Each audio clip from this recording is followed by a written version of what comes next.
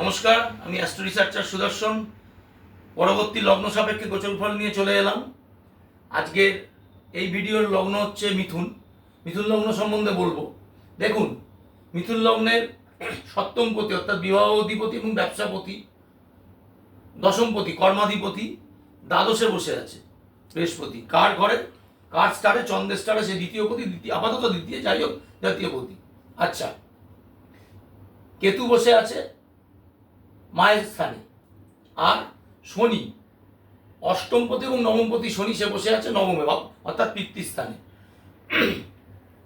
প্রথমে খারাপগুলোই একটু বলে নিই, তারপর ভালোর দিকে আসবো।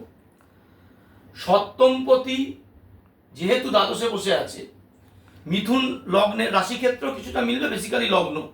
যাদের প্রথম যে সমস্যাটা হবে, বিবাহিত জীবন নিয়ে এই সময় সমস্যা তৈরি হবে। বিবাহিত জীবন নিয়ে সমস্যা তৈরি হবে, ডিভোর্স বা বিচ্ছেদের ইন্ডিকেশন রয়েছে। আগামী 6 মাস 1 বছর একটা স্প্যান চলবে, বৃহস্পতি এখন ওখানে থাকবে অনেক দিন। যারা ডিভোর্স চাইছেন বা যারা চাইছেন না, দুজনের ক্ষেত্রেই ডিভোর্সের ব্যাপারটা ত্বরান্বিত হবে, কারণ সপ্তমপতি দ্বাদশে বসে রয়েছে। সাংসারিক প্রবল অশান্তি হবে, ডিভোর্সের দিকে ত্বরান্বিত হবে। এটা হলো এক।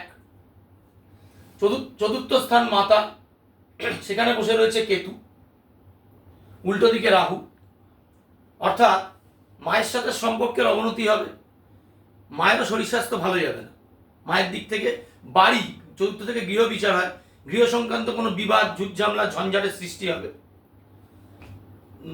নবমপতি অর্থাৎ পিতৃপতি এবং ভাগ্যবতী সে বসে নিজের স্থানে, খুব পাওয়ারফুল, তাই না? খুব ভালো ফল দেবে। অনেকে হয়তো বলবে, আমি বলছি খারাপ ফল দেবে। যুক্তি দিতে হবে নিশ্চয়ই। কেন? ভুলে যাবেন না, শনি কিন্তু অষ্টমপতিও। অষ্টমপতি নবমে বসে আছে নিজের ঘরে, অর্থাৎ তাহলে অষ্টমপতি পাওয়ারফুল হয় নবমে, মানে বাবার দ্বাদশপতি, পিতার দ্বাদশপতি পিতার লগ্নে। অর্থাৎ পিতার শরীর স্বাস্থ্য ইভিন লাইফ থ্রেটও হতে পারে। হসপিটালাইজেশন, অপারেশন, আয়ু না থাকলে লাইফ থ্রেট হবে, আয়ু থাকলে লাইফ থ্রেট হয় না। যাদের আয়ু নেই তাদের ক্ষেত্রে। কিন্তু পড়ে গিয়ে পিতার চোটাঘাত, শনি হাড়ের কারক, এটাও জানেন। হাড় থেকে কোনো ব্যথা বেদনা লাগতে পারে। হ্যাঁ, একটা জিনিস পিতার পক্ষে কিছুটা ভালো হবে, যেহেতু দ্বিতীয় এবং একাদশ নক্ষত্রে বসে আছে বৃহস্পতি, সে চতুর্থে, পিতার কিছু অর্থাগম হতে পারে, অল্প বিস্তর কিছু অর্থাগম হতে পারে। নবমপতি ভাগ্যবতী, আমরা জানি ভাগ্যবতী নিজের ঘরে বসে আছে, সে বৃহস্পতি স্টারে, যার স্টারে সে লগ্নে থাকলে খুব ভালো হতো, কিন্তু সে দ্বাদশে। অর্থাৎ এই সময় মিথুন লগ্নের কিছু ভাগ্যহানিও ঘটবে। মোদ্দা কথা, হয়তো এরপর আমি আরো ভালো কিছু বলবো, কিন্তু মোদ্দা কথা, মিথুন লগ্নের পক্ষে এই বছরটা নানা রকম বাধাবিঘ্ন, খারাপ জিনিস, সিচুয়েশন ফেস করতে হবে। স্টুডেন্টদের ক্ষেত্রে চলে আসুন। মিথুন লগ্নের চতুর্থপতি হচ্ছে কেতু, চতুর্থ ঘর বসে আছে কেতু। সুতরাং যারা একটু কম নিচের ক্লাসে পড়ে, তাদের ক্ষেত্রে পড়াশোনায় কোনো বাধাপ্রাপ্ত হবে, যেটা শরীর স্বাস্থ্যের জন্য, অন্য কোনো কারণ নয়। হায়ার স্টাডিজ নিয়ে যারা চিন্তা ভাবনা করছেন, অর্থাৎ নবমপতি, নবম সে বসে আছে শনিতে, সে দ্বাদশে।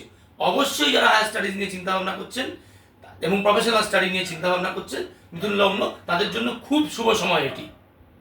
তাদের বিদেশে গিয়ে পড়াশোনা, বাইরে গিয়ে পড়াশোনা, ভালো কলেজে পাওয়া চান্স, খুব ভালো রকমের উন্নতি হবে। বেসিক অর্থাগমে আসুন।